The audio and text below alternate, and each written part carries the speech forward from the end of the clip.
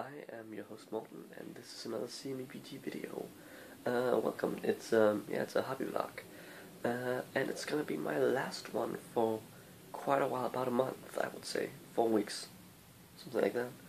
Because I'm going to America for until the early January, so I'm celebrating Christmas over there, and I won't get any hobby stuff done. I'm leaving it all behind here. So. As you know, I was working on my Gundabad Orcs, Gundabad Orc Spearmans. But after finishing that last hobby vlog, I was sort of looking at it and I was like, you know what? I have 1 week more to paint before I can't paint for a month. I'm gonna do something that I've been wanting to do for ages.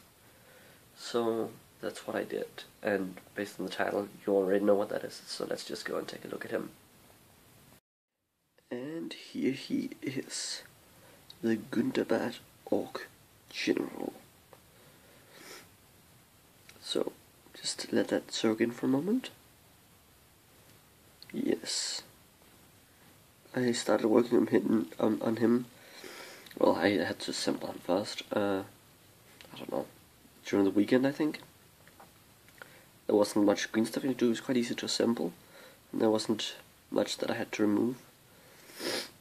And yeah, I was just so impressed with how good the model was, and his design is just so great and very, very unique. Like, he's a proper, super buff, dangerous, scary orc, and I mean, I just love it. It's very tempting actually to paint him green, almost like a Warcraft orc, but I didn't, because I want him to look like he does in the movie, even though his appearance is quite brief. And I think I managed to do that. You can see the face. I think I got on pretty well, and the skin tone. And I have never experienced painting something where I used this amount of Agrax shade. Wow, that was extensive. I just kept throwing it on every part. It was like, I finished one part and I was like, it needs some Agrax. It's like, I finished the next part, like, it needs some Agrax. Some Agrax, wow. Yeah.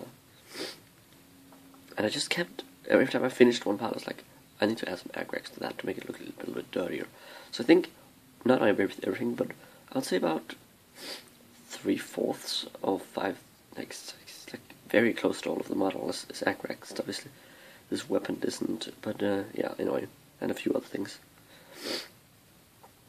So basically, I started with the skin, where I did the same thing as I do in my goblins, which was Raka flesh and then Palette Vic flesh, and then the Agrax came in, which I don't do in the goblins.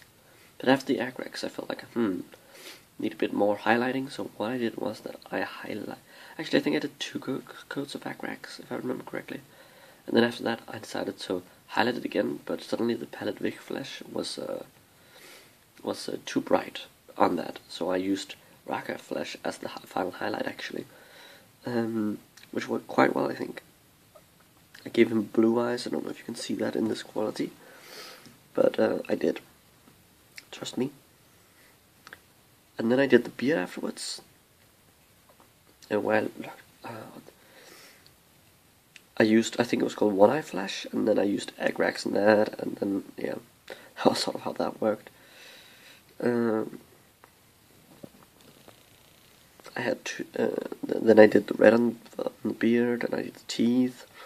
I used, is it called Warlock, something bronze, or something like that, a copper, Warlock something on the shoulders. And then I shaded that. I shaded that. I put some what's called Rulord steel, something like that, on. I put some chainmail on. I put some lead belcher on. I mixed a bunch of things together to make it look a little used. I did that on shoulder pads, on the braces, I guess you'd call them, and some of the metal down here, holding the bones on the boots. And then I did That's a good question. I think I did the leather, which was just a few different kinds of browns I was mixing together and figuring out. And then I did the weapons and bones. The bones I did using an old flesh color. And then I put Agrax shade on it. Highlighted it again with that flesh color and put Agrax on again. And then on certain parts of it, because when you look at the model on Games Workshop, some of the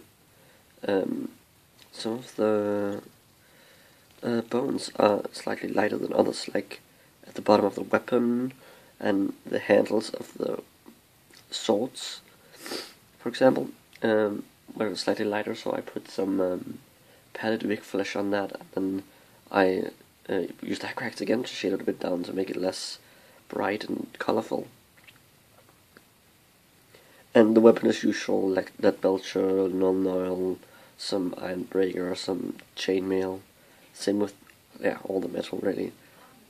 But that was basically hard work most of the time, and I think you can kind of figure out how to do this yourself. He took quite a while for me to paint, but I think he managed to look really, really cool.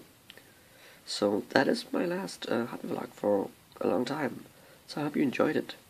Please comment, like, share, and subscribe. Support your hobby. And happy dwarf smashing. Goodbye.